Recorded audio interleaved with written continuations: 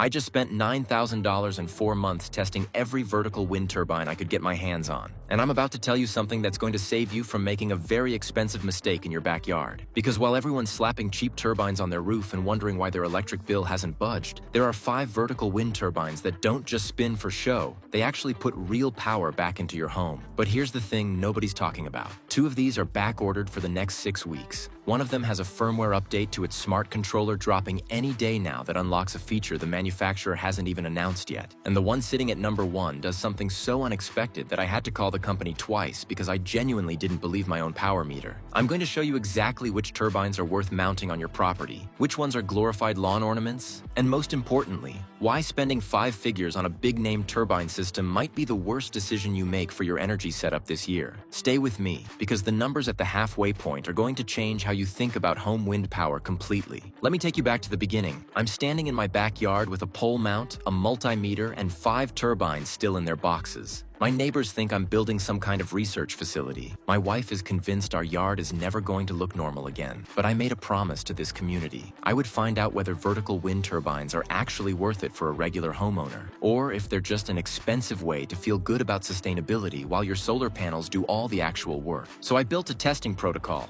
Each turbine got 30 days mounted at the same height, same location, same exposure. I logged wattage output hourly. I tested them in dead calm, in steady breeze, and during 2 actual storms that rolled through. I measured noise levels from 10 feet away at 11 p.m. when the whole street was silent. And I compared every single one against one simple question. Does this turbine generate meaningful, usable power for a normal household? Or is it just spinning for the neighbors to see? What I found surprised me. Most of these turbines are marketed almost identically. Same stock photos, same vague wattage claims, same promises of quiet operation. But once you actually put a meter on them, the differences are massive. Some of these are legitimately capable of offsetting a real chunk of your monthly usage. Others barely keep a phone charged. Let's break this down one by one, starting from the bottom. Coming in at number 5 is the Relaxerix 1000 watts. On paper, this looks like a steal. It's compact, it's affordable, and the marketing photos make it look like it belongs on a super yacht. In practice, this thing needs consistent wind in the 15 to 20 mile per hour range to get anywhere close to that 1000 watt rating. In my testing, average real-world output hovered around 180 to 240 watts on a normal breezy day. That's not nothing, but it's a far cry from what's printed on the box. The build quality is honestly fine for the price. The blades held up through both storms without any visible warping, and the mounting hardware felt sturdy. Where it falls apart is the internal controller, which has no app, no monitoring, nothing. You're flying blind unless you buy a separate meter. For under $300, it's a decent entry point if you just want to dip your toes into wind power, but don't expect it to move the needle on your electric bill. Number 4 is the Ninny Lady 600 watts. And I'll be honest, I almost didn't include this one. It's marketed towards small balconies and tiny homes, and it delivers exactly what it promises. Nothing more. In my testing, this turbine maxed out around 140 watts, even in strong gusts. And it starts producing noticeably later than the other 4 once wind speeds drop. Where the Ninny Lady actually earns its spot on this list is noise. This is, without question, the quietest turbine I tested. At night, I genuinely could not hear it spinning from inside my house with the window cracked. If you live somewhere with a noise ordinance or nosy neighbors, that matters more than raw output. It's also the lightest unit here, which makes it the easiest to mount solo without help. But if your goal is actually offsetting energy costs rather than just having a turbine that exists quietly on your balcony, this isn't the one. Number 3 is where things get serious. The Tumia Wind Generator V6 kilowatts is a completely different category of machine, and honestly,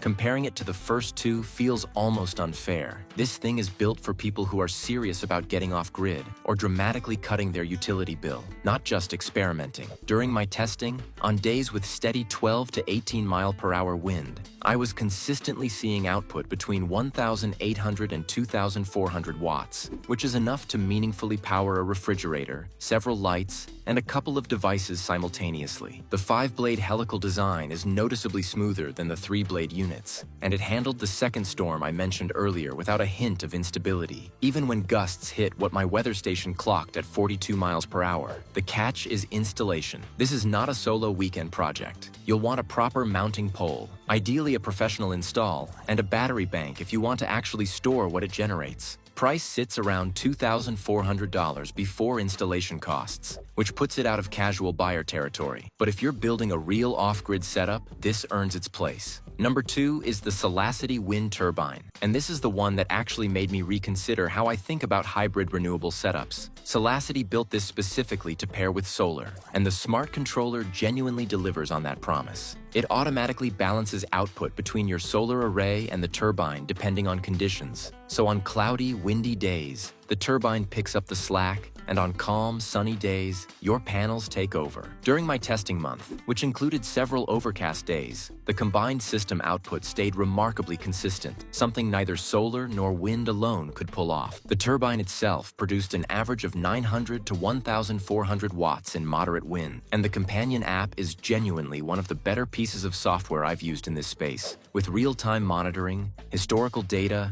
and alerts if output drops unexpectedly, which caught a loose bolt on my mount before it became a real problem. At $1,800, it's not cheap, but if you already have or are planning a solar setup, this is the most seamless integration I tested. And now, the moment I promised you at the beginning. Coming in at number 1 is the Tesoup Atlas, and I want to be upfront. I went into this test expecting to be unimpressed. Tesoup has a reputation for aggressive marketing, and I've been burned by big claims before, but the Atlas earned this spot fair and square. In sustained wind conditions, I was seeing output that regularly exceeded the manufacturer's own conservative estimates, peaking at just over 3,200 watts during the second storm, numbers I had to double-check with a second meter because I didn't trust the first reading. The carbon fiber blade construction is noticeably more refined than anything else on this list, and the low startup wind speed means it was generating usable power in conditions where the Relaxarix and Ninalady were sitting completely idle. The onboard hybrid controller also supports adding solar panels directly into the same system down the line, which means this isn't just a turbine, it's the foundation for a much larger setup if you want to expand later. At $2,900, it's the most expensive unit here, but per watt actually delivered rather than per watt advertised, it was the best value I tested, which is not something I expected to say about the priciest option on the list. So here's my honest breakdown. If you just want to experiment cheaply, the Relaxarix gets you started. If silence is your top priority, the Ninalady wins. If you're serious about off-grid power, the Tumia V6 kilowatt is a real workhorse. If you already have solar and want smart integration,